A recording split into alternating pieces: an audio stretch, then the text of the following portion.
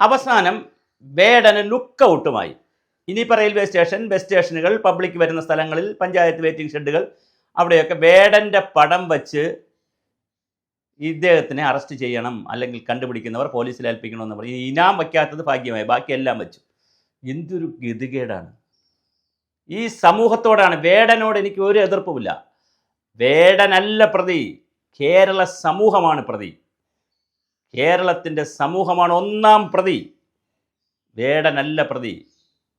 വേടനെന്ന ടൂളിനെ നന്നായി ഉപയോഗിച്ച ഇവിടുത്തെ അന്തിച്ചർച്ച ചെയ്യുന്ന, അടുപ്പ് കൂട്ടി ചർച്ച ചെയ്യുന്ന ചാനലുകൾ, അതുപോലെ വേടൻ രാവണനെക്കുറിച്ചറിയാം, രാമനെക്കുറിച്ചറിയില്ല എന്ന് പറയുമ്പോൾ തിരുത്താത്ത അരുൺകുമാർ, ഡോക്ടർ അരുൺകുമാർ തുടങ്ങിയിട്ടുള്ള ചാനൽ വിദഗ്ധന്മാരും CPM പോലുള്ള പാർട്ടികളും ഇസ്ലാമിക സംഘടനകളും മത തീവ്രവാദ സംഘടനകളും ദളിത് പിന്നോക്ക വിഭാഗത്തിലെ തീവ്രവാദ ഗ്രൂപ്പുകളും, സാധാരണ ഗ്രൂപ്പല്ല കേട്ടോ, പട്ടികവർഗത്തിലെ തീവ്രവാദി ഗ്രൂപ്പുകളും, അതും സാധാരണ ഗ്രൂപ്പല്ല, അങ്ങനെയുള്ളൊരു ചെറിയ വിഭാഗം ആണ് നിങ്ങൾ വലിയ ഹൈപ്പ് ഉണ്ടാക്കി കൊടുത്ത് വേടനെ കൊണ്ട് പലതും പറയിച്ചത്.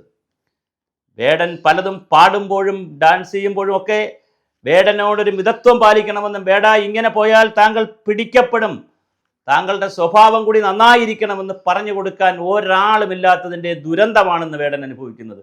ഒരു അഡ്വൈസ് കിട്ടാതെ, തൻ്റെ വീട്ടിൽ നിന്ന് അഡ്വൈസ് കിട്ടാൻ പറ്റുന്നൊരു ഫാമിലിയല്ല, വളരെ സാധാരണ കുടുംബമാണ്. അതുകൊണ്ട് വീട്ടിൽ നിന്ന് വലിയ അഡ്വൈസും ഉപദേശവും ഒന്നും കിട്ടിക്കാണാൻ സാധ്യതയില്ല. ദുരന്ത ബാല്യമായിരുന്നു എന്ന് അദ്ദേഹം തന്നെ, വേടൻ തന്നെ പലപ്പോഴും പറയാറുണ്ട്. അപ്പോൾ ദുരന്ത ബാല്യത്തിൽ നിന്ന് ഉയർന്നു വന്ന ഒരു പ്രതിഷേധാഗ്നിയെ, പ്രതിഷേധ ജ്വാലയെ വളരെ മനോഹരമായ രീതിയിൽ പ്രയോജനപ്പെടുത്തുന്നതിന് പകരം സമൂഹം അവനാവശ്യമായ എല്ലാ ഒത്താശയും ചെയ്തു കൊടുത്തു. ഇപ്പോൾ ലുക്കൗട്ട് നോട്ടീസ് വന്നപ്പോൾ ഒരു ചാനലുമില്ല അയാളുടെ വാർത്തയെങ്കിലും കൊടുക്കാതിരിക്കാമെന്ന് പറയുന്നില്ല. എല്ലാവരും വാർത്ത കൊടുക്കുന്നു, അതും ആഘോഷമാകുന്നു. എവിടെ ദളിത് സംഘടനകൾ, എവിടെ പട്ടികജാതി പട്ടികവർഗ സംഘടനകൾ, എവിടെ നവോത്ഥാന നായകർ, എവിടെ അയ്യങ്കാളിയുടെ പിന്മുറക്കാരനാണെന്ന് പറഞ്ഞ് അയ്യങ്കാളി തന്നെയാണ് രണ്ടാം ജന്മം എടുത്തിരിക്കുന്നത് പറഞ്ഞവർ എവിടെ? പൊയ്കയിൽ അപ്പച്ചനാണ് വീണ്ടും ജന്മമെടുത്തിരിക്കുന്നത് പറഞ്ഞവർ എവിടെ പോയി? ഒരു തെമ്മാടിത്തരം കാണിച്ചപ്പോൾ, കൃത്യമായി ചില തെറ്റുകൾ നേരത്തെ ചെയ്തപ്പോൾ പറഞ്ഞു കൊടുത്ത് തിരുത്തിയെടുത്ത് കൊണ്ടുപോകാൻ കഴിയാത്ത രീതിയിൽ വീണ്ടും ആരോപണം വന്നിരിക്കുന്നു.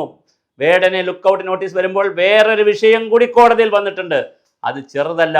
വേടന്റെ കോടിക്കണക്കിന് രൂപ വരുന്ന ആസ്തികളെ കുറിച്ച് കൂടി പരിശോധിക്കണം, സാമ്പത്തിക സ്രോതസ്സുകളെ കുറിച്ച് കൂടി പരിശോധിക്കണമെന്നുള്ള പുതിയ ഡിമാൻഡ് വന്നിട്ടുണ്ട്. അപ്പോൾ വേടൻ ബിനാമിയാണോ? മറ്റ് ഒരുപാട് സ്ഥലങ്ങളിൽ നിന്ന് മത തീവ്രവാദ പ്രവർത്തനങ്ങൾക്ക് ആവശ്യമായ പണം വരുന്നതിനുള്ള ബിനാമിയാണോ വേടൻ? ആ നിലയിലൊക്കെ പോവുകയാണ്. എത്ര പരിതാപകരമാണ്, സങ്കടകരമാണ്, കഷ്ടമാണ്. ഒരു ചെറുപ്പക്കാരൻ, വളർന്നു വന്നൊരു കലാകാരൻ, ലോകം മുഴുവൻ അറിയപ്പെടേണ്ടുന്നൊരു കലാകാരൻ, ലോകത്തിലെ ഏറ്റവും വലിയ അവാർഡുകൾ വാങ്ങേണ്ട ഒരു കലാകാരൻ, എത്ര പെട്ടെന്നാണ് ഉത്തുംഗത്തിൽ കയറി വളരെ പെട്ടെന്ന് പടവലങ്ങ പോലെ താഴേക്ക് വന്നത് ആ പടുകുഴിയിൽ കിടക്കുന്നത്. എന്തൊരു സങ്കടകരമായ കാര്യമാണ്. വേടനല്ല പ്രതി. ഞാൻ വീണ്ടും പറയുന്നു, വേടനെ എന്ന് പറയുന്ന ബിംബത്തെ ഉയർത്തിക്കൊണ്ടുവന്ന ആവശ്യമില്ലാതെ ഇവിടുത്തെ സവർണന്മാരെയും അല്ലെങ്കിൽ ജാതി മതക്കാരെയും എല്ലാവരെയും, ആരും ആയിക്കോട്ടെ, എതിരാളികളെ എല്ലാം തെറി പറയുന്ന BJPയിലെ സുരേഷ് ഗോപിയെ തെറി പറഞ്ഞു. തൃശ്ശൂർക്കാർക്ക് പറ്റിയ അബദ്ധമാണ് സുരേഷ് ഗോപി എന്ന് പറഞ്ഞു. സുരേഷ് ഗോപിയുടെ വിജയമെന്ന് വേടനെ കൊണ്ട് പറയിച്ചു. എന്തെല്ലാം തരത്തിൽ ആരെയെല്ലാം തെറി പറയാൻ കഴിയുമോ ആ എല്ലാവരെയും തെറി പറയാനുള്ളൊരു ടൂളായി, ഒരു ടെക്നിക്കലായി, അല്ലെങ്കിൽ ഒരു വസ്തുവായി വേടനെ ഉപയോഗിച്ച സമൂഹമേ, നീ എവിടെ? നിങ്ങൾ എവിടെ? നിങ്ങൾക്കിന്ന് വേടനെ രക്ഷിക്കാൻ കഴിയുമോ? കുറച്ചു കാലം നിങ്ങൾക്ക് വേടനെ ഒളിപ്പിച്ച് വയ്ക്കാം. ലുക്കൗട്ട് നോട്ടീസ് ഇറക്കുന്നുമ്പേ വേടന് പകരം മറ്റൊരാളായിരുന്നു ഇതിനു മുമ്പേ നിങ്ങൾ അറസ്റ്റ് ചെയ്തേനെ. പ്രത്യേകിച്ച് ഈ നമ്മുടെ മൊബൈൽ ടവറൊക്കെ ഉള്ള കാലഘട്ടമായതുകൊണ്ട് തീർച്ചയായും നിങ്ങൾ അറസ്റ്റ് ചെയ്തേനെ. 18-ാം തീയതി വരെ നിങ്ങൾ കാത്തിരിക്കുന്നു. എന്തിനാണ്? കോടതി എന്തെങ്കിലും പറയൂ, ജാമ്യം കൊടുക്കുമെന്ന് അറിയാൻ. ജാമ്യം കൊടുക്കുമെങ്കിൽ അങ്ങനെ, കൊടുത്തില്ലെങ്കിൽ എന്താ സംഭവിക്കുമെന്ന് അറിയില്ല. എന്തായാലും ലുക്കൗട്ട് ഇറക്കി. പോലീസിന് വരുന്ന അതിസമ്മർദ്ദം കൊണ്ടായിരിക്കാം പോലീസ് ലുക്കൗട്ട് നോട്ടീസ് ഇറക്കി. പോലീസിന് പിടിക്കാൻ എത്ര സമയം വേണം? ഇതുപോലുള്ള ആളുകളെ പിടിക്കാൻ എത്ര സമയം വേണമെന്ന് പോലീസ് ആലോചിക്കുക. അല്ലെങ്കിൽ നിങ്ങൾ എന്ത് സംവിധാനമാണ് ഇവിടുത്തെ പോലീസ് സംവിധാനം എന്ന് ആലോചിക്കുക. അപ്പോൾ പോലീസിലെ തന്നെയോ അല്ലെങ്കിൽ ഭരണവ്യവസ്ഥയിലെയോ ഭരണകൂടത്തിൻ്റെയോ ഞാൻ ഈ പറയുന്ന മത തീവ്രവാദ സംഘടനകളുടെയോ ആരുടെയൊക്കെയോ ഒത്താശ കൊണ്ട് വേടനെ പിടിക്കാതിരിക്കുമ്പോൾ നിങ്ങൾ വീണ്ടും ചതിയാണ് ചെയ്യുന്നത്. വേടനെ കൃത്യമായി പിടിക്കണം. പിടിച്ച് അദ്ദേഹത്തിനെ കറക്റ്റ് ചെയ്ത് കൊണ്ടുവരണം.